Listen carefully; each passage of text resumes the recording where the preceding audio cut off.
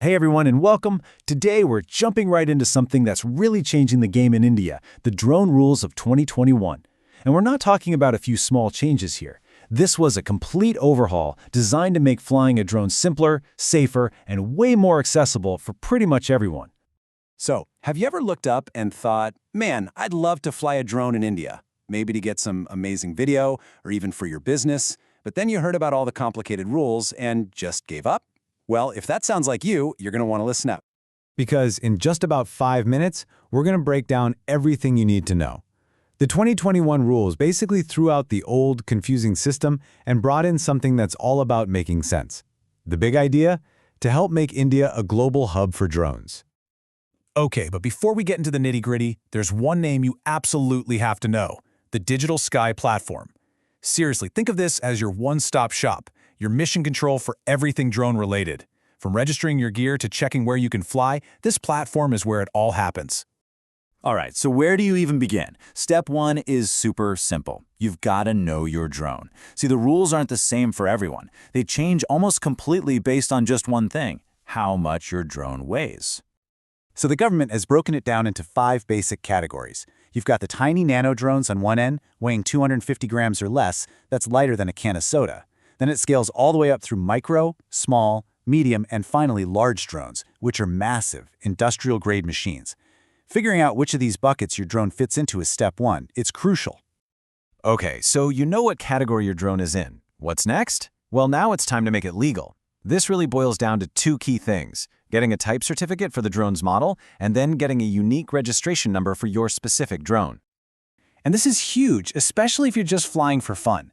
Check this out. If you have a tiny nano drone or a model aircraft, you can totally skip the whole certification thing. It's a massive simplification that just gets rid of a huge headache for hobbyists. Now, for the bigger drones that do need that certificate, the new rules are actually a breath of fresh air. It's a clear 3-step process, all online with strict deadlines. 60 days for testing, 15 days for the certificate to be issued. That means no more getting stuck in limbo, just waiting around forever. And registering your drone? It's almost ridiculously easy now.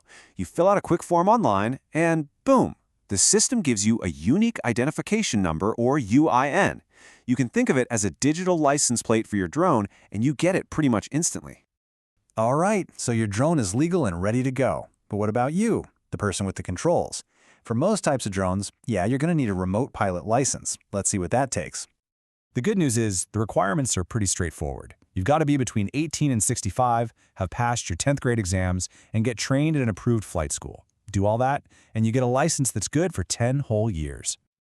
But wait, there's more good news for hobbyists. Just like with certification, if you're flying a nano drone or even a slightly bigger micro drone just for fun and not for work, you don't need a pilot license at all.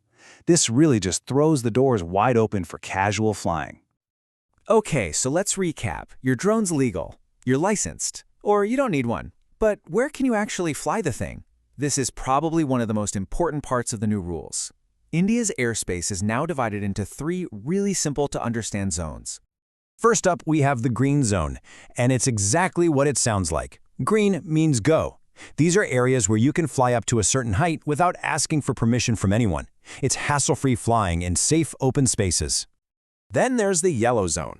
Think of this like a proceed with caution area. You can fly here, but you absolutely need to get permission from air traffic control first. You'll usually find these zones near airports or if you plan on flying higher than usual. And last, you have the red zone. This one's simple. Red means stop. It's a hard no-fly zone. These are super sensitive areas, like military bases.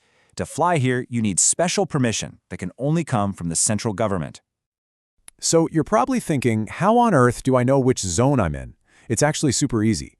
Before you fly, you just need to check the map on the Digital Sky Platform. It shows you the zones in real time.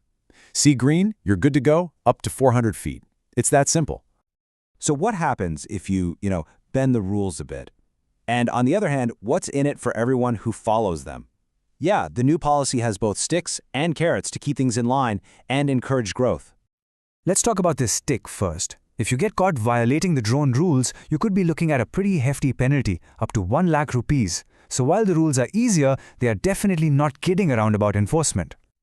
Okay, but it's not all about penalties. This is the carrot part, and it's really exciting.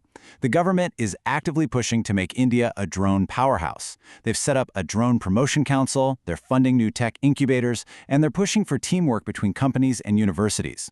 This is about building a whole new industry.